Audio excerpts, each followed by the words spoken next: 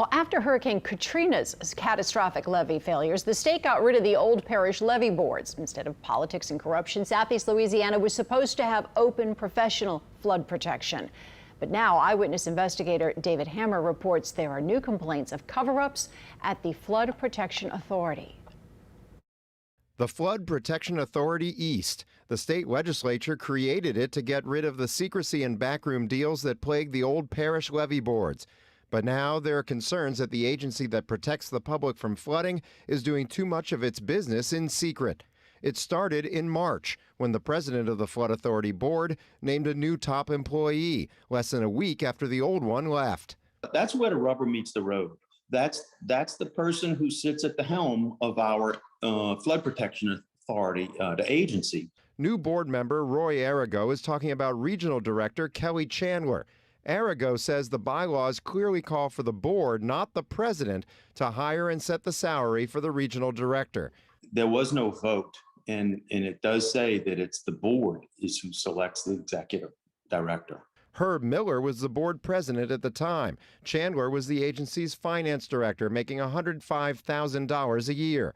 When Miller appointed her regional director, he gave her a raise to $171,000. He said the agency's lawyers told him he had the power to do so as the agency's appointing authority. He told us he called and emailed board members to get their input as a courtesy. And asked them, do you want to go outside to look for a regional director, or do you want to go in-house if we have qualified candidates? And the majority of the board wanted to go in-house. Okay, so we'll go in-house. But you know that it's not allowed to poll commissioners. I mean, they're supposed to vote on that, aren't they? If you want to call it polling or not polling, I don't know what you call it. I wanted to know what they wanted to do. You know, the issue with a public board is that the decisions of the board are supposed to be public, right? I'm not going to get involved with that. So why is all this important? Because of what board members are just now learning about Chandler's time as finance director. Some learned just last week that Chandler had criminal DUI charges pending in Georgia when she was hired as regional director. Georgia court records show she was charged with 7 misdemeanor counts, including driving under the influence of alcohol, drugs, and glue or other inhalants.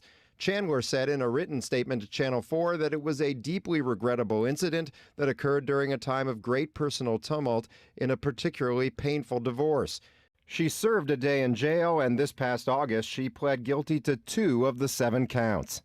Those kind of things tend to come out when you've got a good vetting process and I think that's probably why it didn't come out. That's why we're just finding out about it now. And board members say there's another troubling issue they learned about just last week, thanks to public records uncovered by Channel 4. It has to do with a transfer of more than $50,000 in taxpayer money. When she was finance director, Chandler got this email request.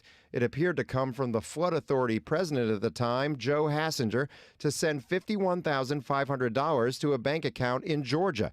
She made the transfer even though the Flood Authority had no account with James Diva Creations. And even though she wrote to her boss in an email, I am not sure what it is for. 4 months later, she filed this police report saying the Flood Authority email had been hacked and James Diva Creations was a fictitious entity. The Flood Authority was able to recover half the stolen money by filing this insurance claim. But board member Clay Kose says the bigger problem is that the board was never notified about any of that. I have nothing, no written documents or the transfer, but I had heard from a reliable source that did happen. The money was transferred and it was covered up or kept away from the board. Kose says the board needs to discuss concerns about management of the agency in public. It sounds like there's some serious problems here. Problems that are causing some to distrust an agency all of us must trust with protecting us from flooding. David Hammer, Eyewitness News. The current board president, Mark Martin, issued a statement fully supporting Chandler and praising her successful flood protection during Ida. He called the complaints against her, quote, personal attacks on our first female and first LGBTQ regional director.